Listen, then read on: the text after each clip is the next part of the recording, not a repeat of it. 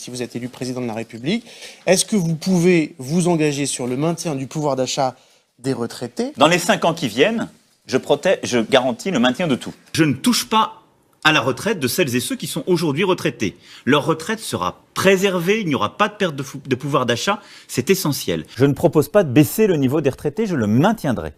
Le niveau de vie des retraités, on doit le préserver. Je n'approuve pas d'aller plus loin durant le quinquennat à venir pour faire des économies sur le dos des retraités comme vous le proposez. Je ne veux pas, moi, faire d'économies sur le dos ni des retraités, ni de celles et ceux qui sont à quelques années d'aller à la retraite. L'engagement que je prends ici, devant vous, c'est que toutes les petites retraites auront leur pouvoir d'achat protégé avec moi.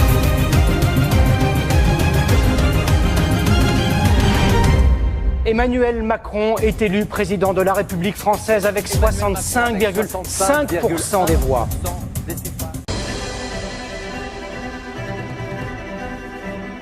Leur retraite sera préservée, il n'y aura pas de perte de pouvoir d'achat, c'est essentiel.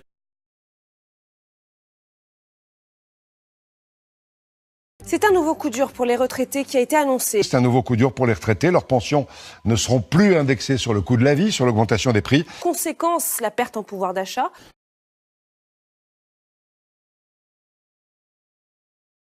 Je ne propose pas de baisser le niveau des retraités, je le maintiendrai. Le niveau de vie des retraités, on doit le préserver.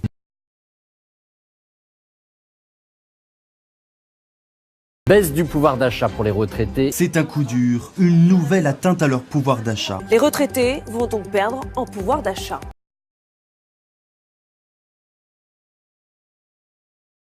Je n'approuve pas d'aller plus loin durant le quinquennat à venir pour faire des économies sur le dos des retraités comme vous le proposez. Je ne veux pas, moi, faire d'économies sur le dos des retraités.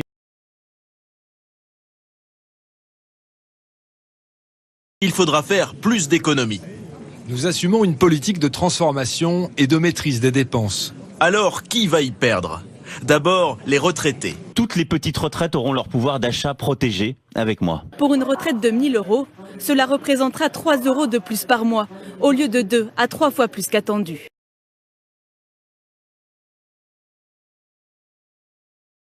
Et je pense que c'est la source de toutes les colères, de toutes les souffrances.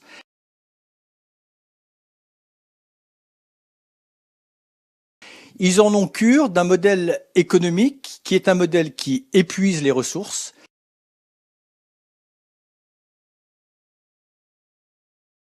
qui détruit la nature et qui ne partage pas les richesses. Dit autrement,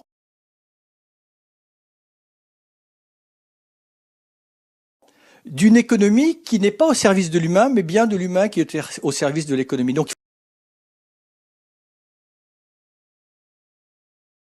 il faut bien entendre cette critique profonde qui est probablement